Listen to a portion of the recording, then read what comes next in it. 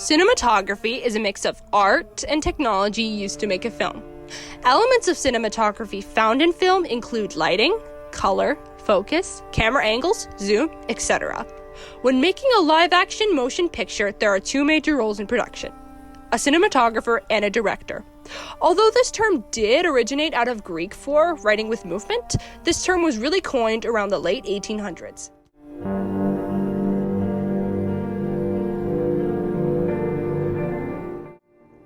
Animation is a series of static images that are placed in a sequence to create the illusion of fluid movement. Each one of these images that stand alone are called a frame. Usually, standard animation for film is 24 frames per second. Whether that be 2D or 3D animation, they all start out with pictures. Traditional animation was done with light boards, pencil, and paper.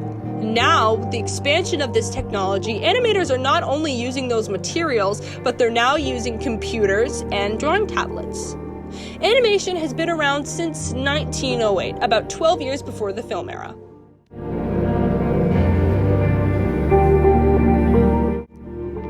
Visual effects, or VFX, is imagery that is created, manipulated, or enhanced for a film.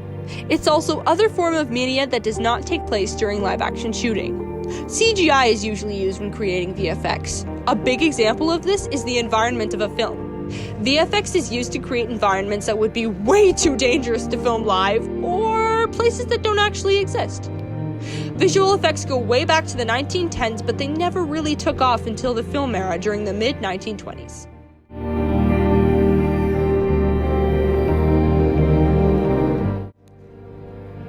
CGI, or computer-generated imagery, is the use of computer graphics in film, television, etc.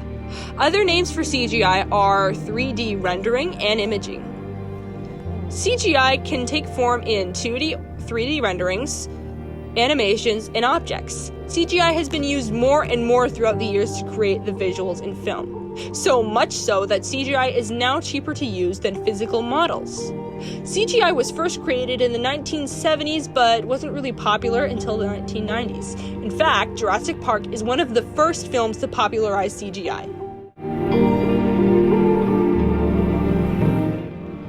There are two types of camera rigging commonly used in film: dolly shots and truck shots. All of this camera rigging is done on a mechanism that moves along with a character. A dolly shot is used to emphasize the expressions and emotions of a certain character by moving towards them. A truck shot is used to focus on the movement of a character by following them or going left to right. These types of equipment go way back, even before the dawn of film in 1907.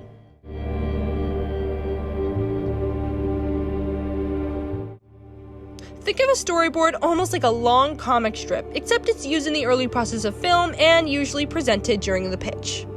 A storyboard is an organizer with a narrative and a linear placement of cells for storytelling and showing the passage of time. There are a set of drawings which, of course, form a story of a film or TV show. Since this is broken into parts, it allows the author or director to have a better understanding of the plot.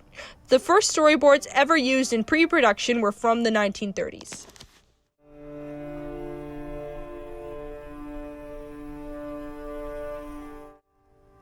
An anti-hero, or anti-heroine, is a protagonist that does not have the characteristics of a traditional hero.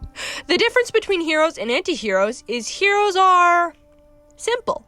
Heroes such as Superman or Wonder Woman always strive to do the right thing. They save the day without harming others. Anti-heroes are also on the side of good, but they're a bit more complex.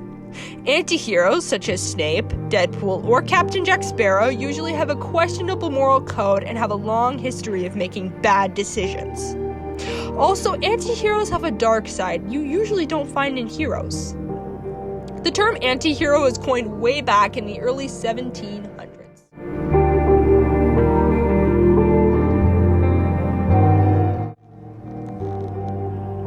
A narrative is a form of storytelling which a string of events are happening at a certain place and time. The story is unfolded, not randomly, but in a certain order connected by logic of cause and effect. So every moment has an important purpose in the plot. However, a narrative isn't always linear. It can be non-linear, viewpoint, or quest-based. Personally, when I think of a narrative in film, I usually think of Shawshank Redemption, specifically this scene.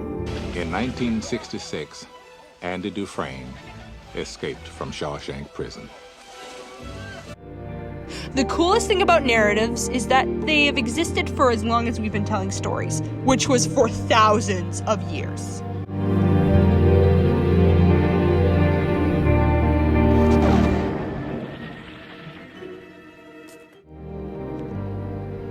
Foreshadowing is a literary device used by the author or director to give the audience hints for upcoming events in the story. When this is done properly, it can cause suspense or dramatic tension for the audience.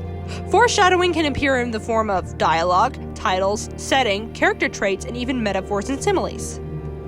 The term for foreshadowing originated out of indicate beforehand in the late 1500s. So people have been using it in books or plays for hundreds of years before film was invented.